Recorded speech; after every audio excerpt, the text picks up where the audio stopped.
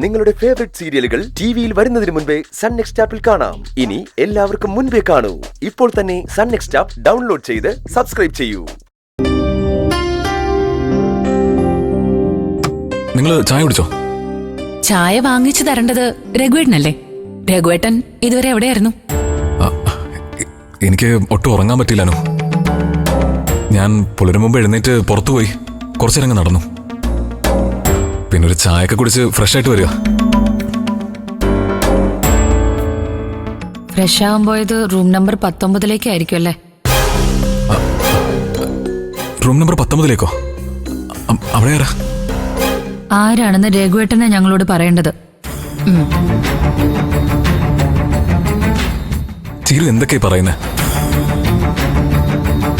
രഘുവേട്ട, ഇന്ദ്രേട്ടനും ഞാനും ഇന്നലെ അതിലേ വരുമ്പോ രഘുവേട്ടൻ ആ മുറിയിൽ നിന്ന് ഇറങ്ങി വരുന്നത് ഞങ്ങൾ കണ്ടു.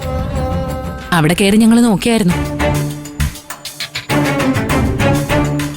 ആ കാര്യം ആമി രഘുവേട്ടനോട് പറയേണ്ടതാണല്ലോ. അതോ അവള് മറന്നോ? ഞാൻ പിന്നീട് അങ്ങോട്ട് പോയില്ല. അല്ല, എനിക്ക് പോകേണ്ട കാര്യമില്ലല്ലോ. ഞാനേ അവരെ യാദൃശികമായിട്ട് കണ്ടപ്പോ ഒന്ന് കയറി നോക്കിയതേ ഉള്ളൂ. അതിനിപ്പോ നിങ്ങൾ ഇങ്ങനെയൊക്കെ പറഞ്ഞാലോ? അപ്പോ ആമിയുടെയും കുഞ്ഞിന്റെയും കാര്യങ്ങളൊക്കെ നോക്കുന്നത് ആരാ? അല്ല, ആദില് ജയിലിലായതുകൊണ്ട് അവന്റെ ഭാര്യയ്ക്കും കുഞ്ഞിനും സുരക്ഷിതമായൊരു ഷെൽട്ടർ ഉണ്ടാക്കി കൊടുക്കേണ്ട കടമ തനിക്കുണ്ടെന്ന് ഒരിക്കൽ രഘുവേട്ടൻ എന്നോട് പറഞ്ഞിരുന്നില്ലേ? അതുകൊണ്ട് ചോദിച്ചതാ. അത് ഞാൻ അവർക്ക് ചെയ്തു കൊടുത്തു ചേരൂ. ഒരു ഹോം സ്റ്റേയിൽ അവര് സുരക്ഷിതരായി കഴിയായിരുന്നു. അതിനിടയിൽ ആ കുഞ്ഞിന് പെട്ടെന്ന് അസുഖം കൂടിയോണ്ടാ അവരിങ്ങോട്ടേക്ക് കൊണ്ടുവന്നത്. അപ്പോ ഇപ്പൊ രഘുവേട്ടൻ അവർക്ക് വേണ്ടി സഹായമൊന്നും ചെയ്യുന്നില്ലെന്നാണ് പറയുന്നത്?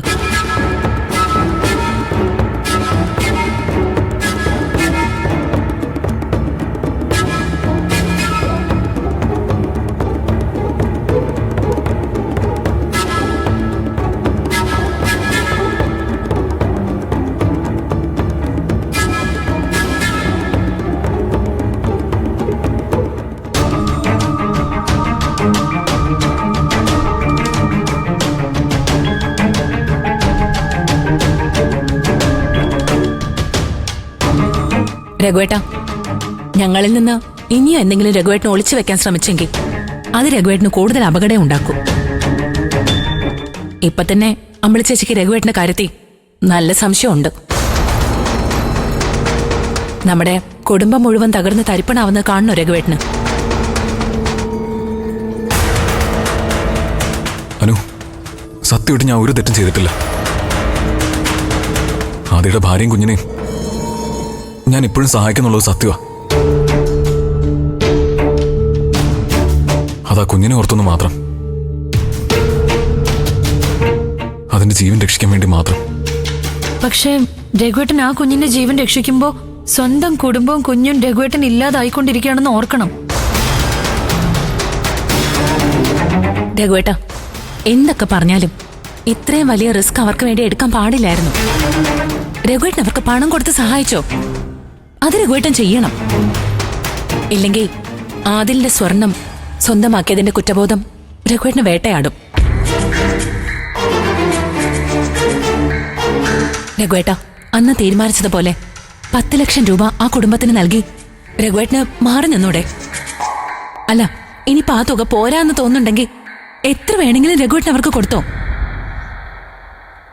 ആരും അതിനെ എതിർക്കില്ല, അമ്പിളി ചേച്ചി പോലും.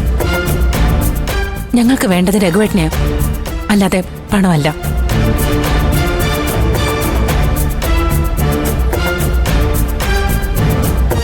അനു, ഞാൻ പറഞ്ഞില്ലേ, എന്റെ മനസ്സ് ശുദ്ധമാ.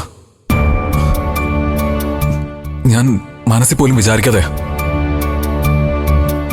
അവര് ഹോസ്പിറ്റലിൽ എത്തിയത്.